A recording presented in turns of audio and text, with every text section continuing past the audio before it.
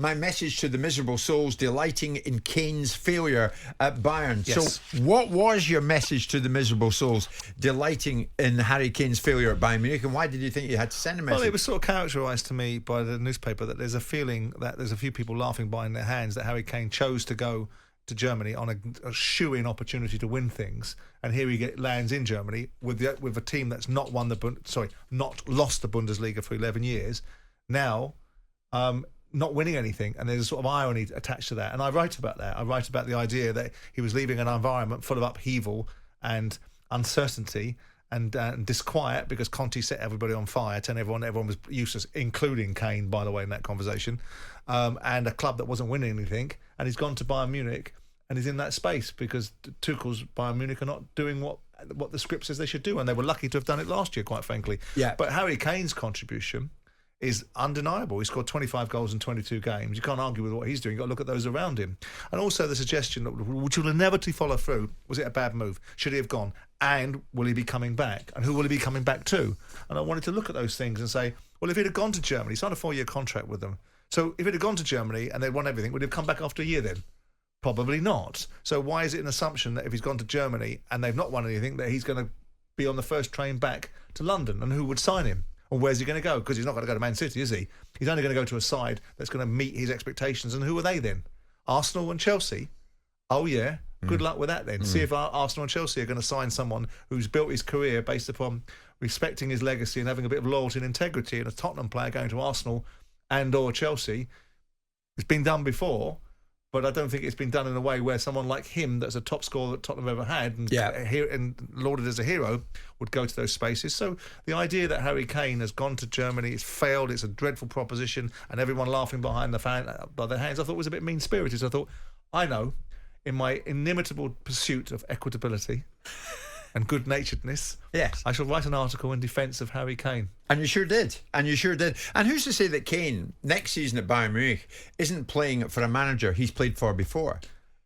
That's entirely possible. That who's could to say come about. Our man in Germany couldn't be very useful to us, given that we've got a tournament over there. Yeah. And understands the landscape, and ultimately he's playing in German football. So he's over there as a sort of agent provocateur, or he could bring his curse, and we could actually Bayern Munich could win nothing, and we could not win the European Championship, and then we can all blame Harry for that too. And of course, we've spoken about Manchester United, and you finish off with new signing Dan Ashworth. Yeah. Will save United a lot of money. How so?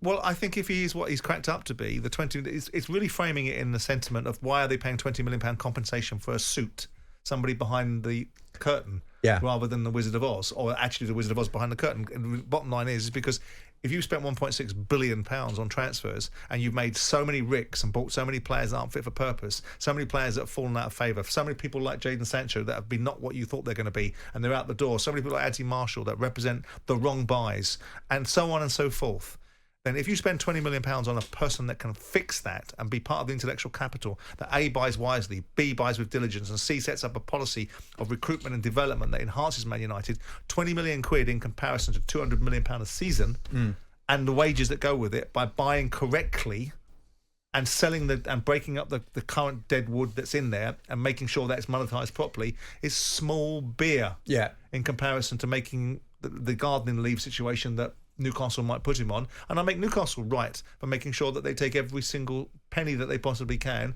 from United, seeing their vision like they did to Brighton, and taking it. It sounds like naive, but how does Sir Jim get him through the door at Old Trafford quicker than the end, going all the way in the gardening leave? Pay Newcastle what they're asking for. Pay them exactly what they want. But if Newcastle are asking for £20 million of compensation, then that's what you pay them. He'll do that, right? I would think if he attaches that inherent value to him in the first place, that again, using the economics of not being, looking after pounds and pennies, I get it, but 20 million in comparison with £200 million a season, and also the breaking up and dismantling of what is a dysfunctional squad there, is important. So you need the intellectual capital to do it. So Dan, if you're listening, hope it's all going well out in the garden. And I suppose for Tony Marshall, you meant Anthony Martial. Is that what I said? Did I say Tony Marshall? Did I? Oh, no. We're coming up to 12 noon. That's humour from Jim, by the way. Everyone laugh. Did you like that? Laugh on cue. Jim White and Simon Jordan. Monday to Friday mornings from 10. On AM, on DAB, via the talkSPORT app and on your smart speaker. talkSPORT.